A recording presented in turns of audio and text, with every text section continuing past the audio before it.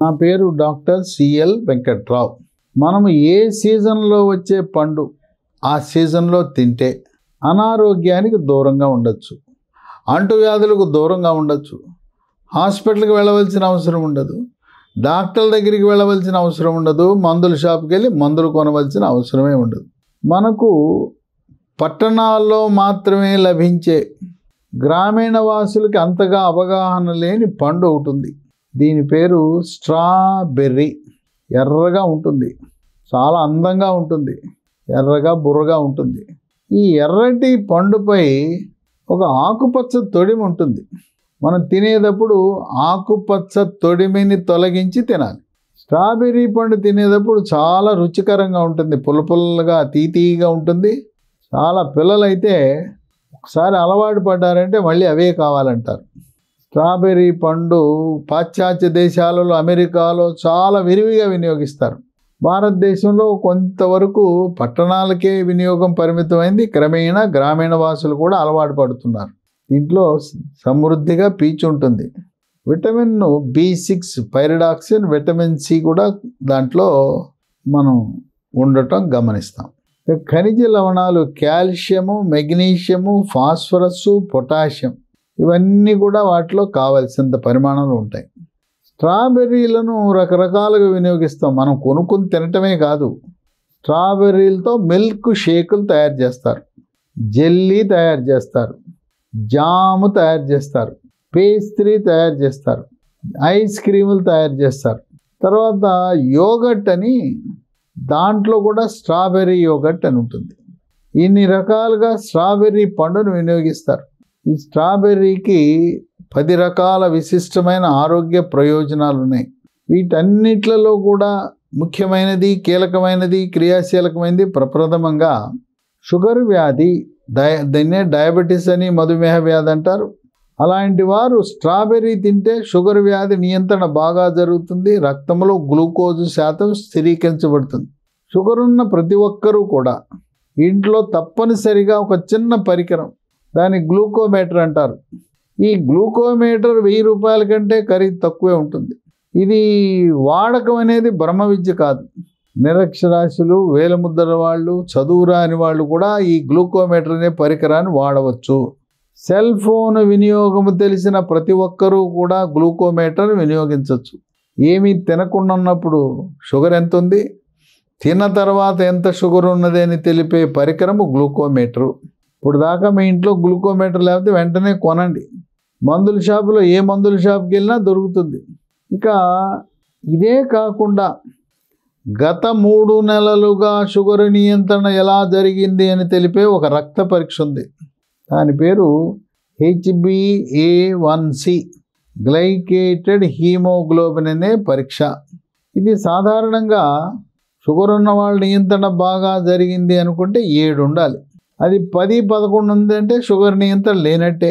ఆహార నియమాలు పాటించని వారికి, షుగర్ ట్యాబ్లెట్ సరిగా వాడని వారికి, వ్యాయామం చేయని వారికి 10, 11 ఉంటుంది. కనుక మనము కేవలం గ్లూకోమీటర్ పరీక్షే కాకుండా 3 నెలలకు ఒకసారి HbA1c పరీక్ష చేసుకుని మన షుగర్ నియంత్రణ ఎలా ఉన్నదో తెలుసుకోవాల్సిన ఆవశ్యకత ఎంతైనా ఉంది. ఇక 2, స్ట్రాబెర్రీ పండు తింటే రక్తంలో చెడు కొలెస్ట్రాల్, దీన్నే బ్యాడ్ కొలెస్ట్రాల్ అని, LDL కొలెస్ట్రాల్ అంటారు, దీని పరిమాణాన్ని తగ్గిస్తుంది. రక్తంలో కొవ్వు శాతం, ట్రైగ్లిజరైడ్ పరిమాణాన్ని తగ్గించి హార్ట్ అటాక్, గుండెపోటు రాకుండా చేస్తుంది. కోవిడ్ 2వ వేవ్లో ఆక్సిజన్ తగ్గి హాస్పిటల్లో చేరిన వారికి గుండెపోటు, హార్ట్ అటాక్ వచ్చే అవకాశం ఎక్కువ. రక్తం చిక్కగా ఉంటుంది, అందువల్ల అది వస్తుంది. ముందుగానే హార్ట్ అటాక్ను పసిగట్టాలంటే 3 రకాల పరీక్షలు ఉన్నాయి. 1 ECG, 2 గుండెకు స్కానింగ్, దాన్ని 2D ఎకో పరీక్ష అంటారు. 3వది TMT, ట్రెడ్మిల్ టెస్ట్ అంటారు. ఒక బెల్ట్ మీద నడిపిస్తారు, తర్వాత బెల్ట్ యొక్క వేగాన్ని పెంచుతారు. ఆ విధంగా గుండెపోటు వస్తుందా రాదా అనేది ముందుగానే పసిగట్టే అవకాశం ఉంది. కొంత చర్చ జరుగుతూ ఉంది. ఈ గుండెపోటు అనేది మధ్య వయసు వారికి, యుక్త వయసు వారికే వస్తూ ఉంది. కోవిడ్కి ఈ గుండెపోటుకి సంబంధం ఏంటంటే, కోవిడ్ జబ్బు వచ్చిన వారికి గుండెపోటు వస్తుంది. కొంతమంది పుకార్లు పుట్టిస్తున్నారు. కోవిడ్ టీకాలు వాడటం వల్ల గుండెపోటు రాదు. ఇది కేవలం అవగాహన లోపం వల్ల పుకార్లు. ఇది జ్ఞానము లేక, దాని గురించి పరిజ్ఞానము లేక టీకాలను ఈ గుండెపోటుకి లింక్ చేస్తున్నారు. ఈ కోవిడ్ టీకాలు వాడిన వారికి గుండెపోటుకి ఎటువంటి సంబంధం ఉండబోదు. ఇక 3, స్థూలకాయము భారీకాయం ఉన్న వాళ్ళు స్ట్రాబెర్రీ తింటే క్రమేణా బరువు తగ్గుతారు. బరువు అధికంగా ఉన్న ప్రతి ఒక్కరూ కూడా వాళ్ళు తినేది గుప్పెడు అన్నం, కానీ బరువు 100, 150, 120 కేజీలు ఉంటారు. అటువంటి వారు థైరాయిడ్ గ్రంథి, ఇది మెడ ముందు భాగాన సీతాకోక చిలుక ఆకారంలో ఉంటుంది. మగవారికి స్త్రీలకు కూడా ఉంటుంది. ఆ గ్రంథి థైరాక్సిన్ అనే హార్మోన్ సరిగా ఉత్పత్తి చేయనప్పుడు బరువు పెరిగిపోతారు. కనుక మనము అనుమానం అంటే ప్రతి ఒక్కరూ, స్థూలకాయం ఉన్న ప్రతి ఒక్కరూ కూడా తప్పనిసరిగా ఒక రక్త పరీక్ష చేయించాలి. దాని పేరు T3, T4, TSH అనే రక్త పరీక్ష. లేదు మనం ఏదైనా ఒక ల్యాబొరేటరీకి వెళ్ళి అడిగితే థైరాయిడ్ రక్త పరీక్ష చేయమన్నా కూడా చేస్తారు. దీనికేమి లాంఛనంగా డాక్టర్ ప్రిస్క్రిప్షన్ ఏమి అవసరం లేదు. మనందరిగా మనం వెళ్ళి నాకు థైరాయిడ్ రక్త పరీక్ష చేయమంటే చేస్తారు. రెఫర్డ్ బై అంటే సెల్ఫ్ అని రాస్తారు. T3, T4 రీడింగు తగ్గినా, TSH పెరిగినా థైరాయిడ్ గ్రంథి మందకొడిగా పనిచేస్తుందని గమనించి థైరాయిడ్ లోపం ఉన్నవారు ఎండోక్రైనాలజిస్ట్ అనే సూపర్ స్పెషలిస్ట్ని సంప్రదించాలి. ఇది ఒకసారి ప్రారంభిస్తే దాదాపు జీవితకాలం వాడవలసి వస్తుంది థైరాయిడ్ ట్యాబ్లెట్లు. అయితే డోసు పెంచటమో తగ్గించటమో చేయవలసి వస్తుంది. మీ అంతటికి మీరు థైరాయిడ్ పరీక్ష చేయించుకుని వచ్చి బాగుంది, నార్మల్ వచ్చిందని చెప్పి మానద్దు. ట్యాబ్లెట్లు వాడినంత కాలము నార్మల్ రీడింగ్ ఉంటుంది. నిలుపుదల చేయగానే మళ్ళీ యథాతథ స్థితికి వస్తుంది. అందువల్ల ఎండోక్రైనాలజీ సూపర్ స్పెషలిస్ట్ డాక్టర్ యొక్క అతని సలహా లేకుండా మీరు సొంత నిర్ణయాలు తీసుకోవటం మీ ఆరోగ్యాన్ని మీరు పాడు చేసుకోవటమే. ఇటువంటి స్థూలకాయాన్ని ఈ స్ట్రాబెర్రీ పండు నియంత్రిస్తుంది.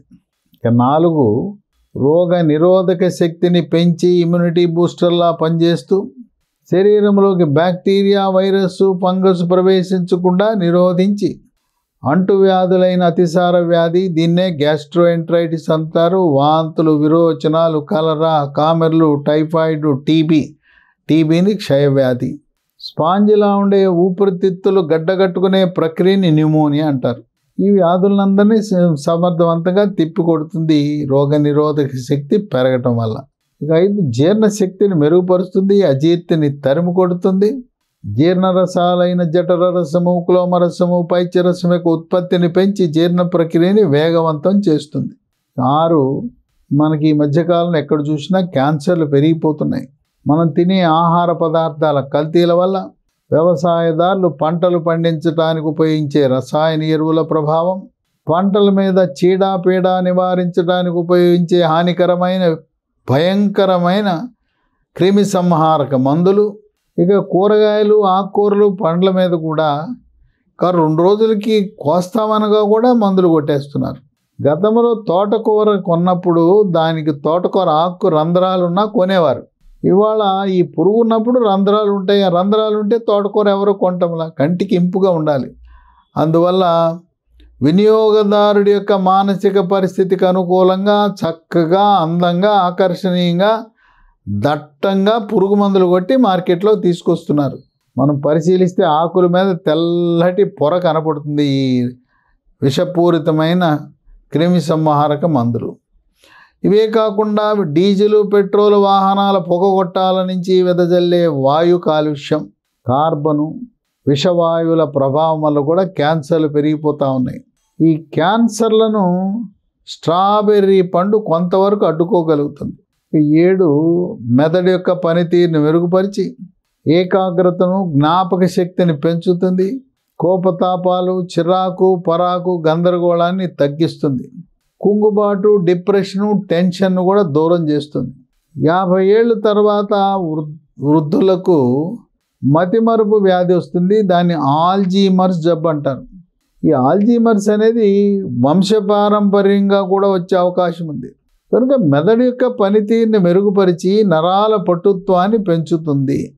8 కంటి చూపుని మెరుగుపరుస్తుంది. పిల్లలు విచక్షణారహితంగా సెల్ ఫోన్లు, వాట్సాప్లు వాడటం వల్ల ఈ రోజున స్కూళ్ళలో చూస్తే 50% పైగా పిల్లలు కళ్ళజోళ్ళు ధరిస్తున్నారు. పూర్వము మేమంతా స్కూళ్ళలో చదువుకున్నప్పుడు క్లాసులో ఒకరికో ఇద్దరికో కళ్ళజోళ్ళు ఉన్నాయి.